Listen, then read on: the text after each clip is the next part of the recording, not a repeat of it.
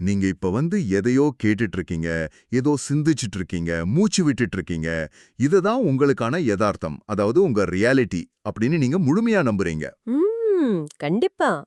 ஆனா ஒரு நிமிஷம், அப்படியே உங்க கற்பனையில 2014வது வருஷம் வாஷிங்டன் டிசில இருக்கிற ஜார்ஜ் வாஷிங்டன் யூனிவர்சிட்டி மருத்துவமனைக்கு போயிட்டு வருவோம். ஆ, அந்த பொண்ணு கேஸ் தானே? ஆமா, அதேதான். அங்க ஒரு பொண்ணு நாற்காலியில உட்கார்ந்து ரொம்ப அமைதியா ஒரு புக்கு படிச்சிட்டு இருக்காங்க. அவங்களுக்கு வலிப்பு நோய்க்கான சிகிச்சைக்காக மூளைக்குள்ள சில எலக்ட்ரோட்ஸ் பொருத்திருக்காங்க. அதாவது மூளைக்குள்ள நேரடியா வயர்களை செட் பண்ணி வச்சிருக்காங்க. கரெக்ட். இப்ப மருத்துவர்கள் என்ன பண்றாங்கன்னா, அந்த மூளையோட மிக ஆழத்துல இருக்கிற கிளாஸ்ட்ரம் அப்படிங்கிற ஒரு சின்ன ரொம்ப மெல்லிய பகுதிய லேசான மின்சாரத்தால தூண்டுறாங்க. அடுத்த வினாடி என்ன நடந்திருக்கும்னு நினைக்கிறீங்க? எனக்கு தெரியும், அவங்க மயங்கி விழல. ஆமா, அவங்க தூங்கல, மயங்கி விழல, அவங்களுக்கு வலிப்பும் வரல. அதுக்கு பதிலா ஒரு இருட்டான அறையில நீங்க லைட் ஸ்விட்ச ஆஃப் பண்ணா எப்படி சட்டுன்னு இருட்டாயிடுமோ அதே மாதிரி அவங்களோட சுயநினைவு அப்படியே ஆஃப் ஆயிடுச்சு. ஓஹோ, அதாவது ஸ்விட்ச் போட்ட மாதிரி அவங்க விழிப்புணர்வு நின்னு போச்சா? கரெக்டா சொன்னீங்க. அவங்க படிச்சுட்டு இருந்த வார்த்தைகள் அப்படியே பாதியிலே நின்னுடுச்சு. கண்கள் தொறந்தே தான் இருந்துச்சு. ஆனா பார்வை அப்படியே சூனியத்தை விரிச்சு பார்த்துட்டு இருந்துச்சு. உடல் அங்கதான் இருக்கு, மூச்சு மெதுவா உள்ள போயிட்டு வெளியே வருது. ஆனா அந்த உடம்புக்குள்ள இருந்த அந்த நபர், அந்த கான்ஷியஸ்னஸ் முற்றிலுமா காணாம போயிடுச்சு. இதுதான் என்ன ஒரு மாதிரி அதிர வைக்குது. ஏன்னா அந்த மருத்துவர்கள் அந்த கரண்ட் சப்ளைய நிறுத்தின மறுவினாடியே அந்த பொண்ணு மறுபடியும் சாதாரணமா புக்க படிக்க ஆரம்பிச்சிட்டாங்க. ஆமா, நடுவுல ஏதோ உறைஞ்சு போயிருந்தோம், விழிப்புணர்வு இல்லாம இருந்தோம் அப்படிங்கிற எந்த ஒரு உணர்வுமே அவங்களுக்கு இல்ல. ஒண்ணுமே நடக்காத மாதிரி படிக்க ஆரம்பிச்சிட்டாங்க. ஒரு சின்ன ஸ்விட்ச், அதை அழுத்தினா நான் அப்படிங்கிற உணர்வு ஆஃப் ஆயிடுது, திரும்ப அழுத்தினா உயிர் வந்துடுது. இவ்வளவுதானா மனித வாழ்க்கை? டிஎன்ஏவோட கண்டுபிடிச்ச பிரான்சிஸ் கிரிக் சொல்ற மாதிரி மூளைக்குள்ள இருக்கிற ஒரு சின்ன இசைக்குழு நடத்துனர், அதாவது ஆர்கெஸ்ட்ரா கண்டக்டர் தானா அந்த கிளாஸ்ட்ரோம். நாமெல்லாம் ஒரு மெஷினா இல்ல பிரபஞ்சத்தோட ஆழமான மர்மமா அப்படிங்கிறது தான் இன்னைக்கு நம்ம ஆழமான தேடல்ல கண்டுபிடிக்க போறோம். இப்ப பிரான்சிஸ் கிரிக் அந்த இசைக்குழு நடத்துனர் அப்படிங்கிற வார்த்தையை சும்மா பயன்படுத்தல. இப்ப இந்த ஆடியோவை கேட்டுட்டு இருக்கிற நம்ம நேரே எடுத்துக்குவோம். சரி. நீங்க இப்போ உட்கார்ந்துட்டு இருக்கிற சேரோட தொடு உணர்வு, உங்க அறையில இருக்கிற தட்வெப்பம், ஜன்னலுக்கு வெளியில கேட்கிற ஏதோ ஒரு வண்டியோட சத்தம், இன்னைக்கு காலையில நீங்க குடிச்ச காஃபியோட சுவை, இது எல்லாமே உங்க மூளைக்கு பல லட்சக்கணக்கான தனித்தனி நரம்பு சிக்னல்களா தான் போகுது. தனித்தனி டேட்டாவா மூளைக்குள்ள போகுது. ஆமா. ஆனா நீங்க இத தனித்தனியா ஃபீல் பண்றது இல்லையே. நான் இங்க இருக்கேன் அப்படிங்கிற ஒரே ஒரு முழுமையான அனுபவமா தானே உணர்றீங்க. ஆமா, எனக்கு காஃபி டேஸ்ட் தனியாவோ வண்டி சத்தம் தனியாவும் தெரியல. எல்லாமே சேர்த்துனா அப்படிங்கிற ஒரே ஃபீலிங்ல தான் இருக்கு. இது எப்படி சாத்தியம் அப்படிங்கறத புரிஞ்சுக்கிறது தான் சுயநினைவோட, அதாவது கான்ஷியஸ்னஸோட மிகப்பெரிய புதிர்கள்ல ஒண்ணு. நரம்பியல் துறையில இத பைண்டிங் ப்ராப்ளம் அப்படின்னு சொல்லுவாங்க. இத கேட்கும்போது எனக்கு ஒரு விஷயம் தோணுது. நான் சமீபத்துல ஒரு விர்ச்சுவல் ரியாலிட்டி ஹெட்செட், அதாவது விஆர் ஹெட்செட்டை யூஸ் பண்ணேன். ஓ, அந்த கேம் விளையாடுற ஹெட்செட்டா? ஆமா, அதேதான். அந்த ஹெட்செட்டுக்கு பின்னாடி பாத்தீங்கன்னா audio cable, video cable, motion சென்சார்னு ஏகப்பட்ட வயர்கள் தொங்கிட்டு இருந்துச்சு. தனித்தனியா பார்த்தா அது வெறும் பிளாஸ்டிக் வயர் தான். ஆனா அந்த ஹெட்செட்டை நான் மாட்டின உடனே நான் ஒரு விண்வெளி வீரராவே மாறிட்டேன். அங்க தனித்தனி சிக்னல்கள் உங்களுக்கு தெரியல இல்லையா? கரெக்ட். அங்க ஒரு முழுமையான உலகம் இருந்துச்சு. அப்போ நம்ம மூளையும் இப்படிதான் பல்வேறு வயர்கள்ல இருந்து வர்ற சிக்னல்களை ஒன்னா தச்சு ரியாலிட்டி அப்படிங்கிற ஒரு திரைப்படத்தை நமக்கு காட்டுதா? ரொம்ப அருமையான ஒப்பீடு இது. இப்ப நீங்க பக்கத்து வீட்ல யாரோ பார்பிக்யூ பண்ற வாசனைய நுகர்றீங்கன்னு வச்சுப்போம். மூளை அந்த கறி வேகிற வாசனைய மூக்குல இருந்தும் நெருப்போட சத்தத்தை காதுல இருந்தும் வாங்குது. அதே நிமிஷத்துல பல வருஷத்துக்கு முன்னாடி உங்க ஃப்ரெண்ட்ஸ் கூட சேர்ந்து நீங்க பார்பிக்யூ சாப்பிட்ட ஒரு பழைய நினைவையும் சந்தோஷத்தையும் உங்க மூளையில இருக்கிற ஹிப்போ கேம்பஸ் வெளியே கொண்டு வருது. ஓ, அதான் நான் ஒரு செகண்ட் பழைய ஞாபகத்துக்கு போயிடுறேனா? ஆமா, இந்த கிளாஸ்ட்ரம் மாதிரி பகுதிகள் தான் இது எல்லாத்தையும் ஒன்னா இணைச்சு நீங்க சொல்ற அந்த விஆர் திரைப்படத்தை ஓட வைக்குது. அப்போ அந்த 2014 சம்பவத்துல மருத்துவர்கள் கிளாஸ்ட்ரமை தூண்டினப்போ அவங்க அந்த விஆர் ஹெட்செட்டோட மெயின் பிளக்கே புடுங்கிட்டாங்க. அதனால படம் நின்னுடுச்சு. நான் சரியா தானே புரிஞ்சிருக்கேன்? 100க்கு 100% கரெக்ட். ஆனா ஒரு நிமிஷம் இருங்க, இத பத்தி யோசிச்சே எனக்கு ஒரு மாதிரி பயமா இருக்கு. ஒரு சின்ன மின்சாரம் பாஞ்சா என் விழிப்புணர்வு அழிஞ்சிடுது, ஏதோ ஒரு கெமிக்கல் உள்ள செலுத்தினா என் ஃபீலிங்ஸ் மாறிடுது அப்படின்னா இங்க எல்லாமே வெறும் பௌதிகம், அதாவது பிசிக்ஸ் தானா? நீங்க எந்த இடத்துக்கு வரீங்கன்னு எனக்கு புரியுது. எனக்கென்று ஒரு சுதந்திரமான ஆன்மாவோ இல்ல மனசோ கிடையாதா? நான் வெறும் மாம்சத்தாலன்னு ஒரு ரோபோட் தானா? அறிவியல்ல இருக்கிற குறைப்புவாத பொருள் முதல்வாதம், அதாவது ரிடக்ஷனிஸ்ட் மெட்டீரியலிசம், இதத்தான் உறுதியா நம்புது. நீங்க ஒரு ரோபோட் தான். இன்னும் சிம்பிளா சொல்லணும்னா, நீங்க ஒரு மிகச் சிக்கலான செல்ஃப் டிரைவிங் கார் மாதிரி. நான் ஒரு காரா? ஆமா, ஒரு கார் எப்படி கேமராவிலிருந்து வர்ற டேட்டாவை வச்சு பிரேக் போடுதோ, அதே மாதிரி தான் உங்க மூளையும் வேலை செய்யுது. இப்போ இன்னைக்கு காலையில நீங்க காஃபி குடிக்கணுமா இல்ல டீ குடிக்கணுமான்னு நீங்க சுதந்திரமா ஒரு முடிவு எடுத்து தான் நீங்க நினைக்கலாம். ஆமா, நான் தான் டீ குடிக்கணும்னு டிசைட் பண்ணேன்.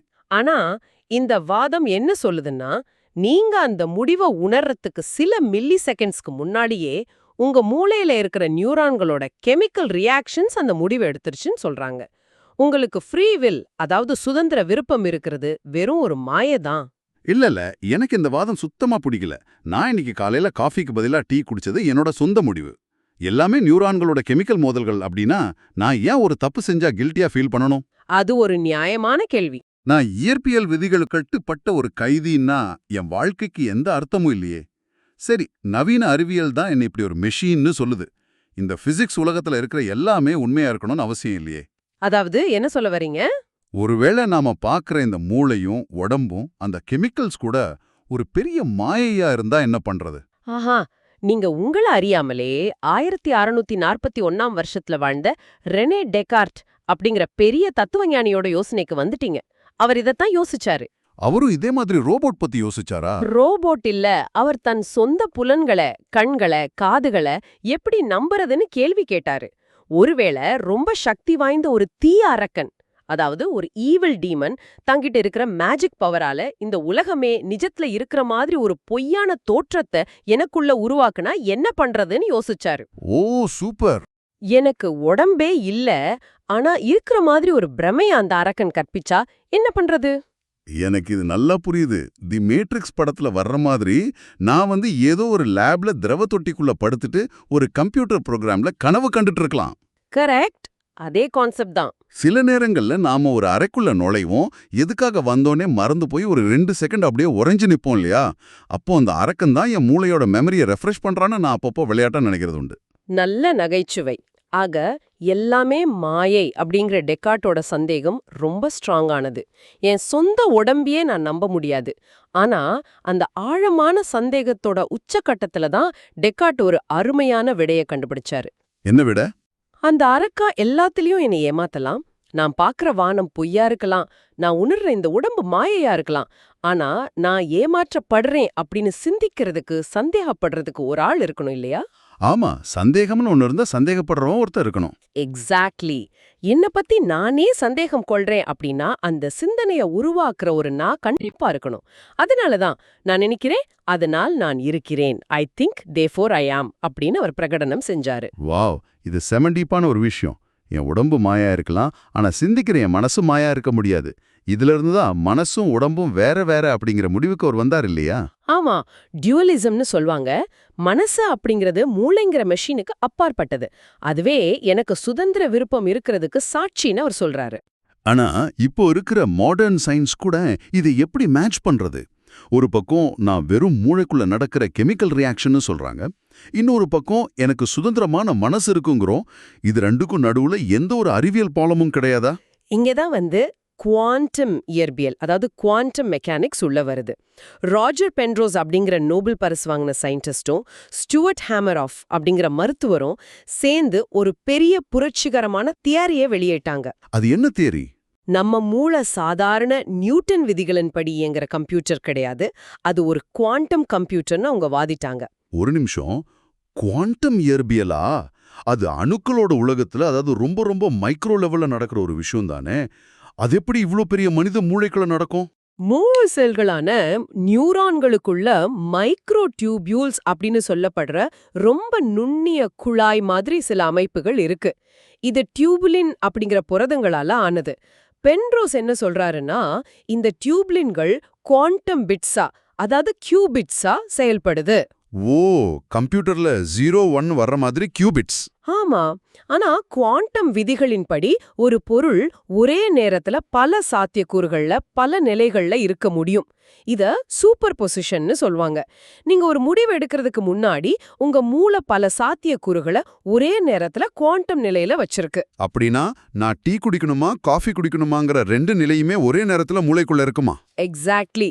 நீங்க முடிவெடுக்கிற அந்த நொடியில அந்த சூப்பர் பொசிஷன் நிலை சட்டன்னு வீழ்ச்சி அடைஞ்சு, அதாவது கொலாப்ஸ் ஆகி ஒரு தெளிவான விடையா மாறுது. ஆக மூளை அப்படிங்கிறது பல பாதைகள் இருக்கிற ஒரு நெட்வொர்க். குவாண்டம் நிலையில இருக்கும்போது அது எல்லா பாதையிலையும் ஒரே நேரத்துல டிராவல் பண்ணுது. அது கொலாப்ஸ் ஆகும்போது தான் முடிவு பிறக்குது. கரெக்ட். இந்த வீழ்ச்சியை முன்கூட்டியே எந்த கணிதத்தாலையும் கணிக்க முடியாது. அந்த கணிக்க முடியாத தன்மை தான் நாம வெறும் ரோபோட் கிடையாது, நமக்கு சுதந்திர விருப்பம் இருக்கு அப்படிங்கிறதுக்கான பிசிக்ஸ் ஆதாரம்னு சொல்றீங்க. ஆமா, பென்ரோஸ் கோட்பாடும் அதான் சொல்லுது. இது கேட்கறதுக்கு ரொம்ப சூப்பரா இருக்கு. ஆனா என் ஸ்கூல் பிசிக்ஸ் டீச்சர் சொன்னது எனக்கு இப்போ ஞாபகம் வருது. குவாண்டம் கம்ப்யூட்டர்கள் வேலை செய்யணும்னா அது ரொம்ப ரொம்ப குளிரான, அதாவது ஆப்சல்யூட் 0 டெம்பரேச்சர்ல தனிமையான ஒரு செட்டப்ல இருக்கணும். கண்டிப்பா. ஆனா மனித மூளையோ சுமார் 37 டிகிரி செல்சியஸ் சூடு உள்ளது. ரத்தமும் தண்ணீரும் நிரம்பின ஒரு சூடான சூப் மாதிரி தானே மூளை இருக்கு. இவ்ளோ சலசலப்பான இடத்துக்குள்ள குவாண்டம் நிலை எப்படி சாத்தியம்? அது உடனே அழிஞ்சிடாதா? நீங்க கேட்ட இதே கேள்வியை தான் MIT ப்ரொஃபசர் மேக்ஸ் டெக்மார்க் ஒரு கடுமையான விமர்சனமா வச்சாரு. அவர் என்ன சொன்னாரு? வெப்பமான ஈரப்பதமான மூளைக்குள்ள சூப்பர் பொசிஷன் மாதிரி ஒரு மென்மையான குவாண்டம் நிலை உருவானா அது ஒரு வினாடியில 1,00,000த்துல 1 பங்கு நேரத்துல கூட நிலைக்காது. அது உடனே சிதைஞ்சிடும்னு சொன்னாரு. இத குவாண்டம் டீகொஹரன்ஸ் அப்படின்னு சொல்லுவாங்க. டீகாஹரன்ஸ், அதாவது சிதைவு. ஆமா, ஒரு சிந்தனை உருவாகிறதுக்கே பல மில்லி வினாடிகள் தேவைப்படும்போது அதுக்கு முன்னாடியே குவாண்டம் நிலை அழிஞ்சிடும். அதனால மூளைக்குள்ள குவாண்டம் தியரிக்கு இடமே இல்லைன்னு டெக்மார்க் திட்டவட்டமா மறுத்துட்டாரு. நான் நினைச்சேன் இது நடக்கும்னு. சுட சுட இருக்கிற தக்காளி சூப்புக்குள்ள ஒரு ஐஸ் கட்டிய போட்டா அது எப்படி உடனே உருகிடுமோ அதே மாதிரி மூளையோட சூட்ல குவாண்டம் நிலை சிதைஞ்சிடும். அப்போ பென்ரோஸோட கோட்பாடு குப்பையில வீசப்பட்டதா? நாம மறுபடியும் அந்த ரோபோட் தியரிக்கு தான் போகணுமா? அதுதான் இல்ல. இயற்கை எப்பவுமே தன்னை தற்காத்துக்க ஒரு வழிய கண்டுபிடிக்கும். ப்ரொஃபசர் ஃபிஷர் அப்படிங்கிறவர் இதுக்கு ஒரு அருமையான மாற்று வழிய கண்டுபிடிச்சாரு. அது என்ன மாற்று வழி? குவாண்டம் நிலை அழியாம இருக்கிறதுக்கு மூளைக்குள்ள ஒரு இயற்கையான பயாலஜிக்கல் தெர்மோஸ் பிளாஸ்க் இருக்கு. மூளையில இருக்கிற பாஸ்னர் மூலக்கூறுகள் ஒரு கூட மாதிரி செயல்பட்டு அதுக்குள்ள பாஸ்பரஸ் அணுக்களை பத்திரமா மூடி வைக்குது. அடா, ஒரு குவாண்டம் பங்கர் மாதிரி செயல்படுதா? ஆமா, பாஸ்பரஸ் அணுக்களோட மையத்துல இருக்கிற நியூக்ளியஸ் ஸ்பின் அப்படிங்கிற காந்தத்தன்மை வெளி வெப்பத்தாலேயோ ஈரப்பதத்தாலேயோ ஈஸியா பாதிக்கப்படுறதில்ல. இந்த பாஸ்னர் மூலக்கூறுகளுக்குள்ள பாதுகாப்பா இருக்கும்போது மூளையில குவாண்டம் நிலை சுமார் 1 வினாடி வரை அழியாம நீடிக்க முடியும்னு ஃபிஷர் நிரூபிச்சாரு. 1 வினாடியா?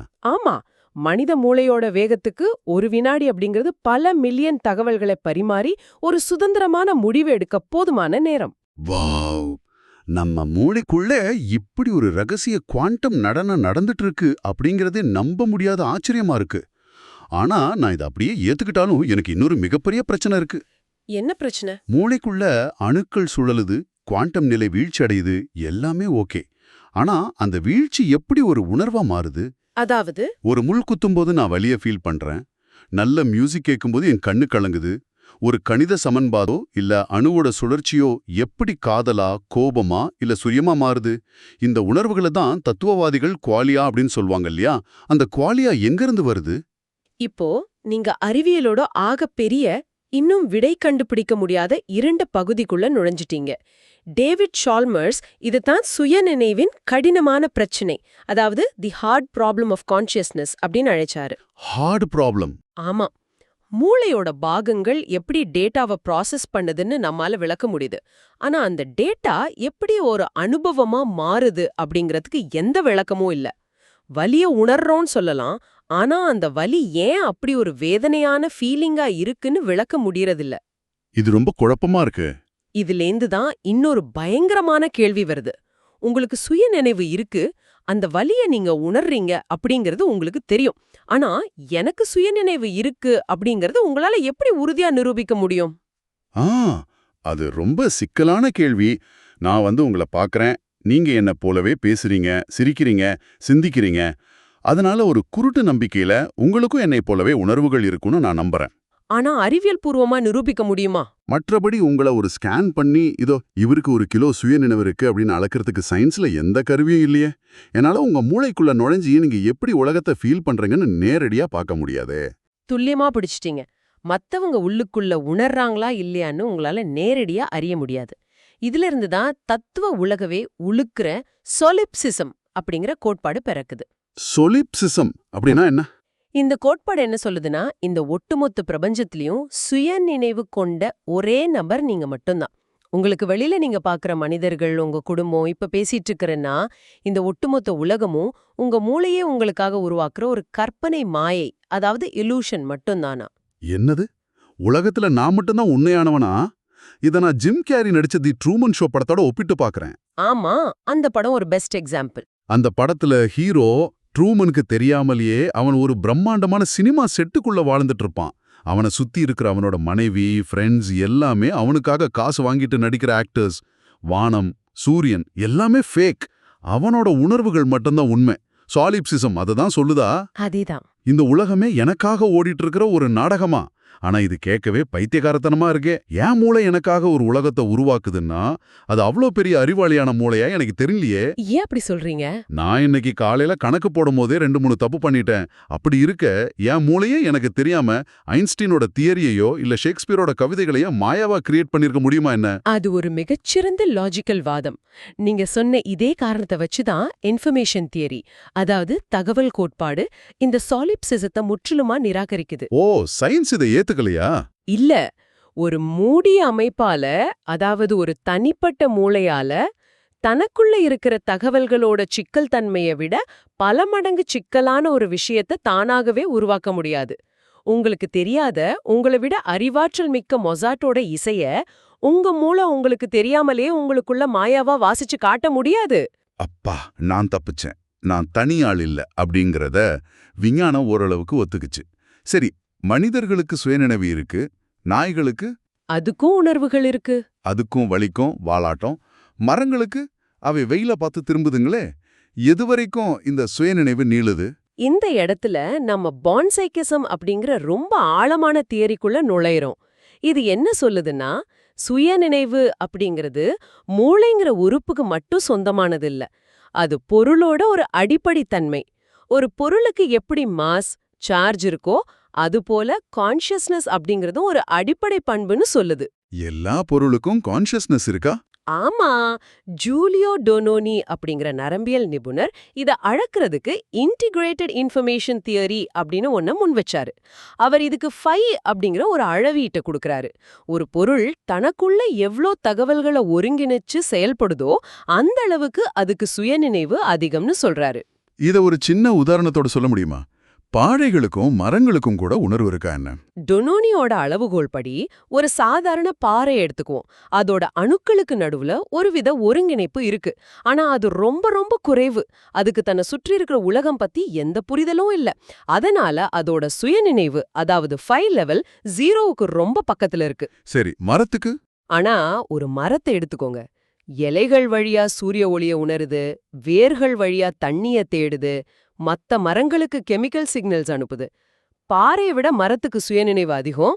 ஒரு மண்புழுவை விட ஒரு நாய்க்கு அதிக உணர்வு இருக்கு. நாயை விட பில்லியன் கணக்கான நரம்பு இணைப்புகளை கொண்ட மனிதன் இன்னும் உச்சக்கட்ட விழிப்புணர்வு வச்சிருக்கான்.